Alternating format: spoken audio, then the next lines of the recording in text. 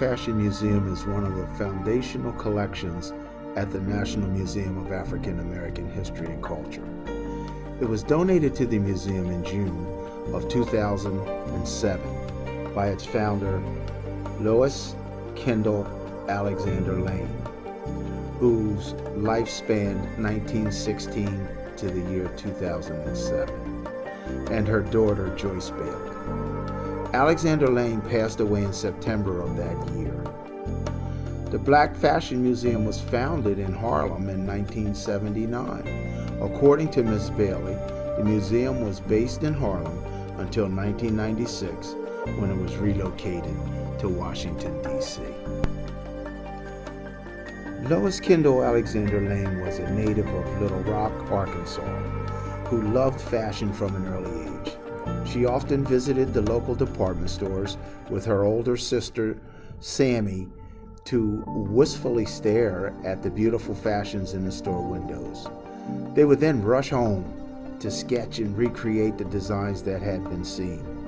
Those experiences became the basis for what became a lifelong passion, even as she worked in other jobs. After graduating from Dunbar High School in Little Rock, Lois moved to Hampton, Virginia to attend Hampton Institute, now Hampton University. She graduated in 1938 with a BS degree in English and Social Studies.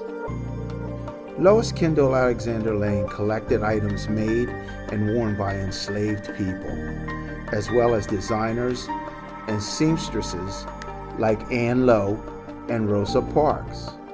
Anne Lowe, 1898 through 1981, was one of America's most significant fashion designers and was born in Clayton, Alabama, the daughter and granddaughter of seamstresses. Lowe was extremely talented, having started sewing at a very early age. Around 1928, after years of making culture fashions for wealthy patrons, formal training in design school, and operating her own salon, Ann Cohen in Tampa, Florida, she began working on commissions in New York at some of America's best design houses, including Neiman Marcus, Saks Fifth Avenue, Henry Bendel, and Shays Sonia. Anne Lowe designed clothes for America's most affluent white families and individuals: the Rockefellers, the Auchinclauses, the DuPonts, and the Vanderbilts, as well as Marjorie Merriweather Post, Marisol Rothschild, and Olivier de Havilland. However, she is best remembered for creating the gown worn by Jacqueline Bouvier when she married Senator John F. Kennedy in 1953. Ms. Bouvier requested those services because she was highly recommended by former clients and friends of Ms. Bouvier. Alexander Lane collected this dress for the Black Fashion Museum. It was made by Rosa Parks, seamstress and noted civil rights activist. This was the dress Mrs. Park was working on when she refused to move to the back of the bus in Montgomery, Alabama on December 1st, 1955. Her refusal to move led to her arrest and the year-long Montgomery bus boycott, the progenitor of the modern civil rights movement in America.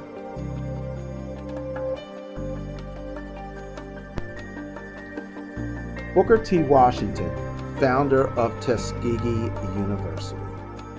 Booker T. Washington described the establishment of the first schools for Black adults and children as an act of lifting the veil of ignorance from recently freed communities who sought to receive the education that had been barred from them during slavery and enter into a new class of paid laborers.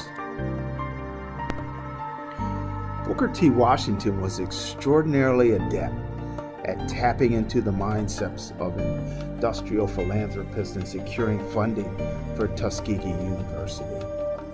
Knowing how Carnegie felt about Black labor, Washington promised in his request for a library grant that all the work for the building, such as brick making, brick masonry, carpentry, blacksmithing, etc., would be done by the students. Frederick McKinley Jones, 1893 to 1961. Frederick McKinley Jones left his mark with the development of refrigeration equipment, receiving over 40 patents for it. In the 1930s, he began inventing automatic refrigerated air cooling units for trucks, trains, ships, and planes, which helped the preservation of food. His creation, the Thermo King, allowed people to eat fresh food year-round. His work also contributed to the preservation of blood and medicine, proving to be particularly useful during World War II. In 1991, he became the first African American to receive the National Medal of Technology. George Washington Carver, 1864 to 1943. So many of us know George Washington Carver as the man famous for giving us peanut butter. God bless him. But he's responsible for much more. As an agricultural chemist, in an effort to increase the profitability of sweet potatoes and peanuts, which thrived in the South as opposed to dwindling cotton supply, Carver began conducting experiments in 1896 and created 518 new products from the crops. They include ink, dye, soap, cosmetics, flour, vinegar, and synthetic rubber. He publicly revealed his experiments in 1914. Susie King Taylor, August 6, 1848 to October 6, 1912. Susie King Taylor is known for being the first black nurse during the American Civil War. Beyond just her aptitude in nursing the wounded of the 1st South Carolina Volunteer Infantry Regiment, Taylor was the first black woman to self-publish her memoirs. She was the author of Reminiscences of My Life in Camp with the 33rd United States Colored Troops, late 1st South Carolina Volunteers. She was also an educator to the formerly bonded black people in the postbellum South by opening various schools in Georgia. Taylor would also be part of organizing the 67 Corps of the Women's Relief Corps in 1886. She was also considered to be the first black teacher in America because she taught freed African American slaves in a freedom school in Georgia. Pearl May Bailey, March 29, 1918 to August 17, 1990. Pearl Bailey was an American actress, singer, and author. After appearing in vaudeville, she made her Broadway debut in St. Louis Woman in 1946. She received a special Tony Award for the title role in the all-black production of Hello, Dolly in 1968. She served as a Goodwill Ambassador to the United Nations under 3 different administrations, and in 1970, Richard Nixon appointed her America's Ambassador of Love. She also toured with the USO for nearly 50 years, and in 1988, Pearl received the Presidential Medal of Freedom from President Ronald Reagan.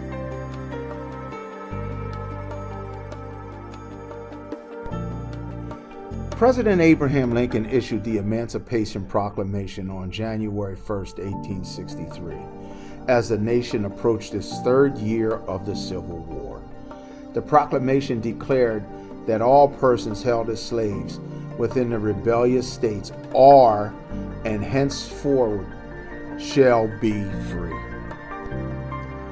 On Freedom's Eve, or the eve of January 1, 1863, the first watch night services took place. On that night, enslaved and free African Americans gathered in churches and private homes all across the country, awaiting news that the Emancipation Proclamation had taken place. At the stroke of midnight, prayers were answered, and all enslaved people in the Confederate States were declared legally free. Union soldiers, many of whom were black, marched onto plantations and across cities in the South, reading pocket-sized copies of the Emancipation Proclamation, spreading the news of freedom.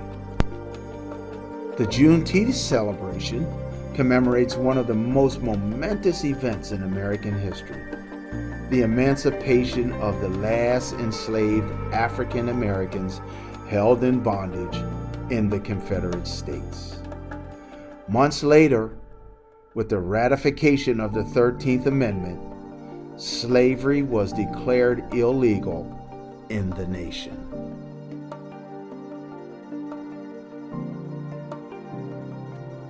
The March on Washington for Jobs and Freedom, also known as the Great March on Washington, was held in Washington, D.C. on August 28, 1963.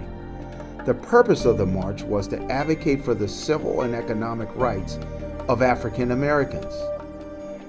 At the march, final speaker, Dr. Martin Luther King Jr., standing in front of the Lincoln Memorial, delivered his historic "I Have a Dream" speech, in which he called for an end to racism.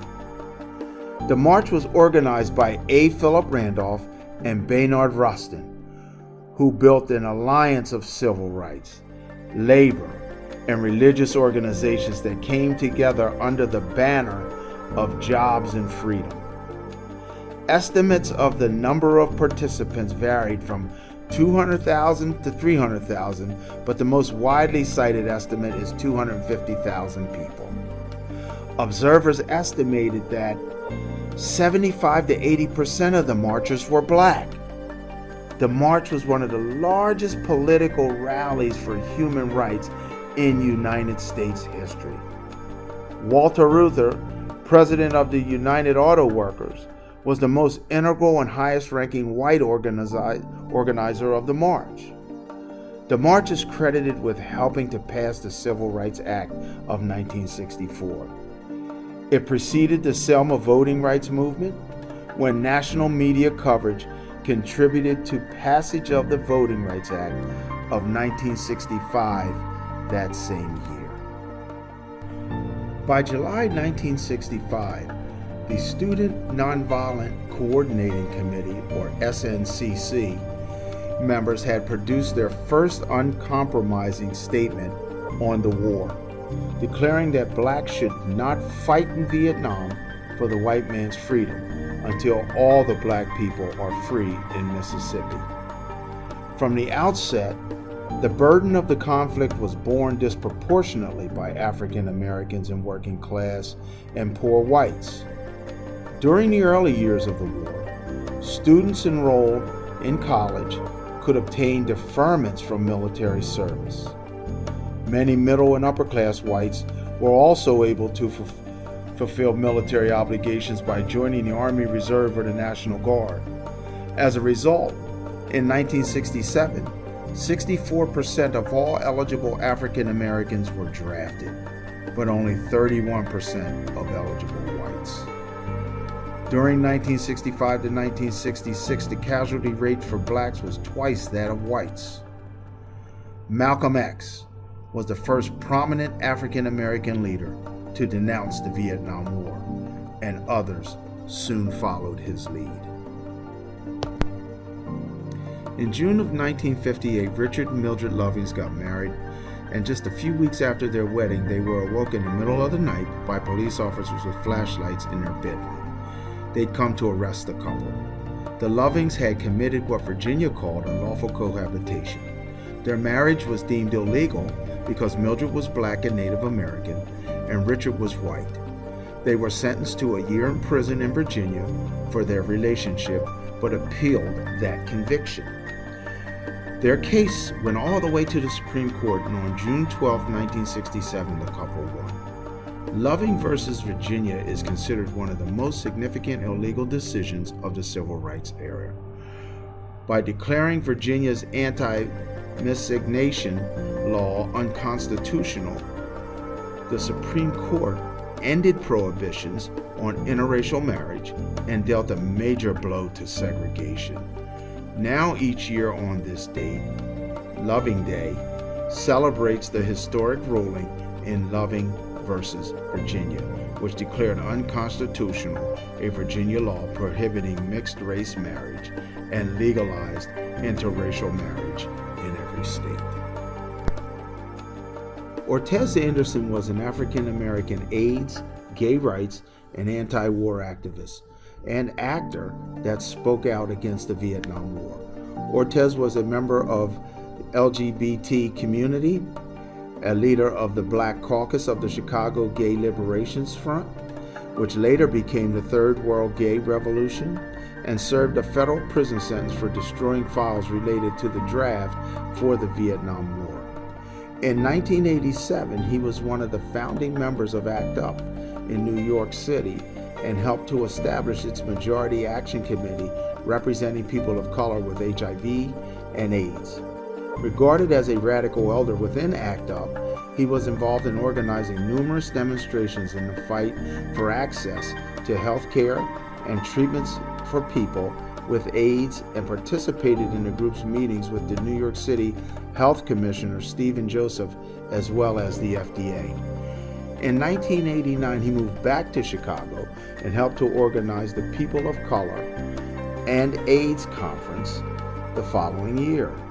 He died of complications from AIDS in 1990 and was inducted posthumously into the Chicago LGBT Hall of Fame.